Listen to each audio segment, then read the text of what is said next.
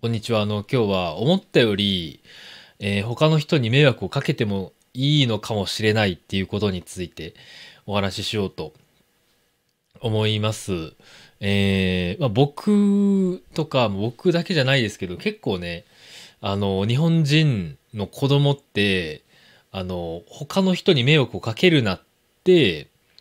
言われて育った人って結構多いと思うんですよ。これを見てる人の中にね、日本人の人がいたら、経験とか教えてほしいんですけど、結構、いろんな場所で、他の人に迷惑をかけるなみたいな言われてきませんでしたか？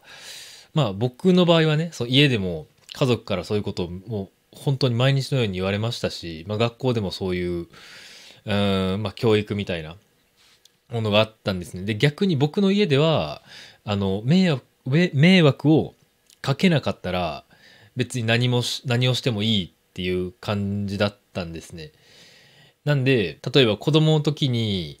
夜遅くまで友達と遊びたかったんですね、僕。あの、なんですけど、友達と遊ぶ時、ゲームしたりね、他の遊びもいろいろありますけど、夜遅くまで友達に会うっていう時に、他の友達の家で夜遅くまで遊ぶのは、その友達の家族の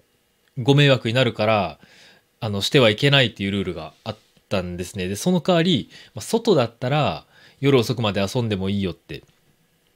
いう感じだったんで、外で、友達と夜遅くまで遊んで帰るんだったら、誰にも迷惑かけてないから OK みたいな、そういうルールが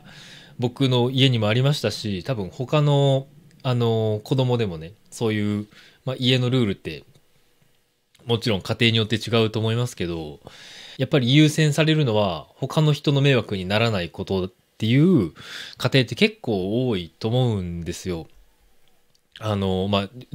ろんな人に聞いたわけじゃないんでわかんないですけど、僕の周りだとそういう、雰囲気がね、あったんですね。で、つまり、大人になっても、他の人の目を気にしながら、生きるっていう生活になっちゃうんですよね。で、僕もその子供の時から他の人に迷惑をかけないようにしなきゃいけないって思ってたんですね。でもこれ最近ちょっと、他の人に迷惑をかけても、いいんじゃないかなっていう、ことが多くて、何か困ったことがあったら、他の人と助け合うっていう方法もあるんだなっていうことに、やっとね、気づき始めたんですよ。困ったことがあったら、助け合うとか当たり前でしょってね、思う人も多いと思うんですけど、僕と同じ考え方の人も、どうですかいませんか？例えば、迷惑になるかもしれないから、なかなか店員さんに声をかけられないとかね。僕本当にスーパーとか、どの店に行っても、店員さんになかなか声かけられなかったんですよ。なんか店員さん忙しそうだなとか思って、店員さんが忙しいんだったら、自分でちょっと、商品探そうとかね。そういうこともよくありましたし、他にも店員さんだけじゃなくて、知らない人に何か聞くっていう状況でも、頑張って自分で解決しようとするとかね。なんとなく、そういう他の人の時間を奪うとか、他の人の迷惑になりそうな時に、できるだけ自分で解決しようみたいな、あのことが今まで多かったんですけど、最近それがね、ちょっと変わり始めて、思ったよりも他の人に迷惑をかけてもいいのかもしれないっていうことについてちょっと、話したくて、なんとなく人とか状況によって、その迷惑をかけられる、許容度って、違うと思いますけど、でもある程度の迷惑までは、その迷惑をかけられたとか、予想外のことが起こった、めんどくささより、その自分が役に立てた嬉しさが、上回ると思うんですよね。例えば、僕がお出かけした時に、観光地に、例えば行きますよね。観光客。の人になんか記念写真撮ってくれませんかとか時々お願いされるんですよ。でそういう時に、自分でねその人のカメラもらってで写真撮りますよね。そこでなんか角度考えたり逆光になってないかなって考えたり、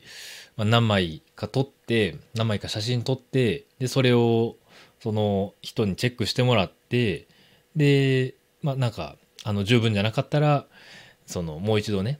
綺麗に撮ったりしますよね。もちろんこれも人によるし、1枚だけ撮って終わりっていう人もいるんですけど、僕の場合は何枚か撮ってチェックとかしたりして、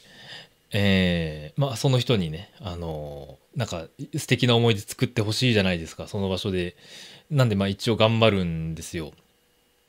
でそこで僕がその知らない人にかけた労力よりその人が喜んでくれたり自分が役に立てたっていう嬉しさの方が勝つことが多い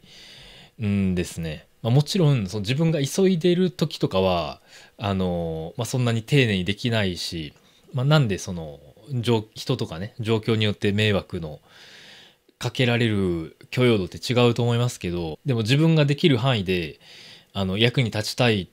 と思うじゃないですか。でその役に立った時の嬉しさの方が労力より上回るんで、結構迷惑をかけられるのってね、もちろん状況によりますけど、いい側面も結構あるんじゃないかなって思うんですよ。他にも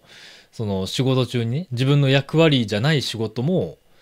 させられることもあると思うんですよね。この人に、電話かけておいてとか、総務部に連絡してこの備品買ってもらっておいてとか、そういう仕事って自分がするべき仕事の内容に含まれてないこともあると思うんですけど、それをした時にまた自分のね役に立って嬉しいっていう気持ちの方が、面倒くささより勝つっていうことに自分では気づいたんですよ。もちろん人によってはそんな状況でも面倒くささの方が勝つから、したくないとかしたとしてもいやいややるとかね、そういう人もいると思いますけど、僕はそんなことないなって思って、でそう考えると逆に自分が迷惑をかける側になった時に、別に誰かに迷惑をかけたとしても、その人が役に立ったって思ってくれて、もしかしたら嬉しさの方が面倒くささより上回る、